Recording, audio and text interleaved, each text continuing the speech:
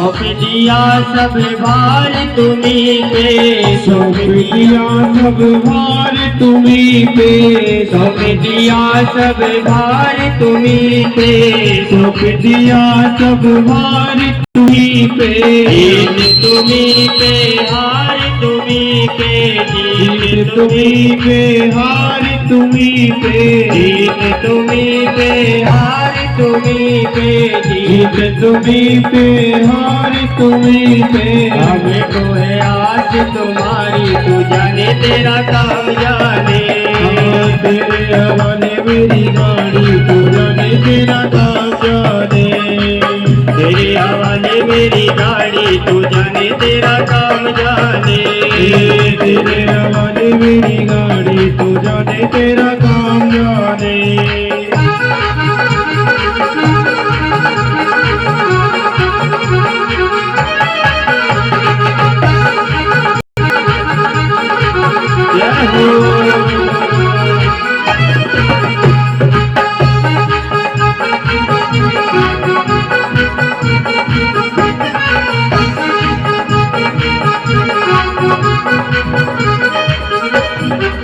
जब से तेरी शरण में आया, जब से तेरी शरण में आया, एक अनोखा आनंद पाया, एक अनोखा आनंद पाया।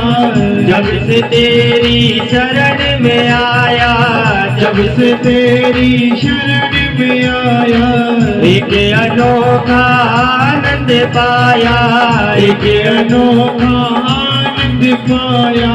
मिट गई चिंता सारी, तू जाने तेरा काम जाने, मिट गई चिंता सारी, तू जाने तेरा काम जाने, तेरे हवाले मेरी गाड़ी, तू जाने तेरा काम जाने, तेरे हवाले मेरी गाड़ी, तू जाने तेरा काम जाने, तेरे हवाले मेरी गाड़ी, तू जाने तेरा काम जाने, तेरे हवाले मेरी गाड़ी, तू जाने तेरा काम जाने, तेरे हवाले मेरी गाड़ी, तू जाने तेरा काम जाने, तेरे हवाले मेरी गाड़ी, तू जाने तेरा काम जाने। तेरे हवाले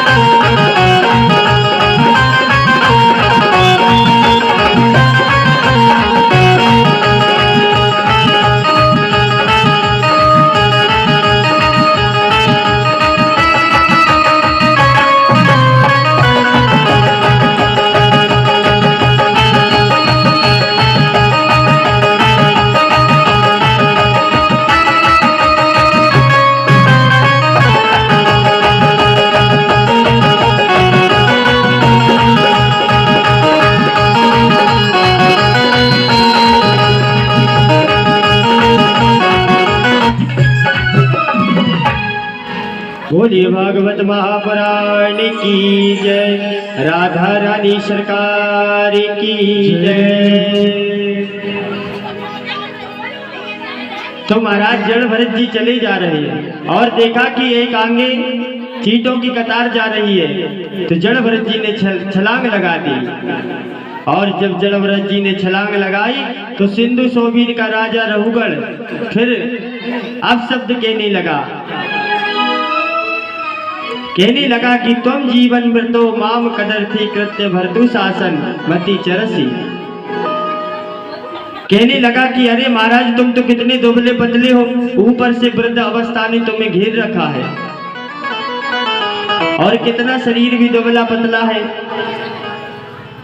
जब महाराज आक्षेप करते हुए कहने लगा तो आज जड़ भरत जी महाराज ने बोलना प्रारंभ कर दिया, और जड़ भरत जी महाराज ने कहा कि नाहम वसंके सुरराज वज्रान न त्रेक्षशूला न यमस्य दंडात नांगन्यर के सोमानिल वित्त पास्त्रा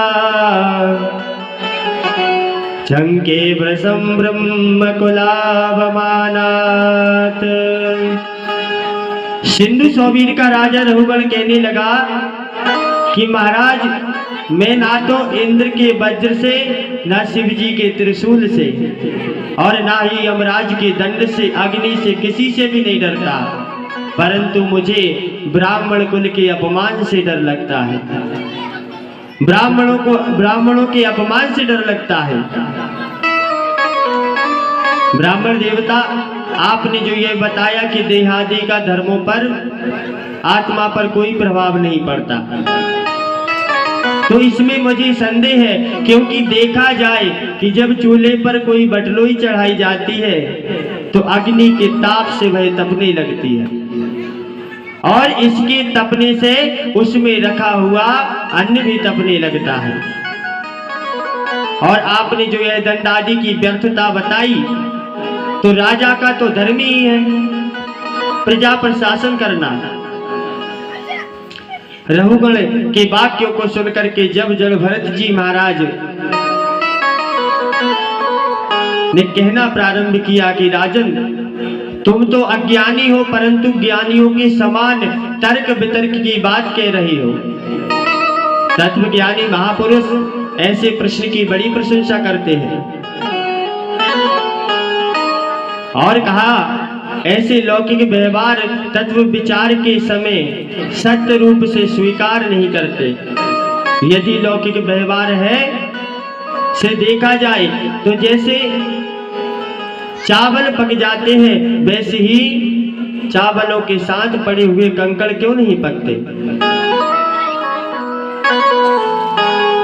आपने कहा कि रंजते इति प्रजाः, जो प्रजा का पालन करे उसे ही राजा कहते हैं।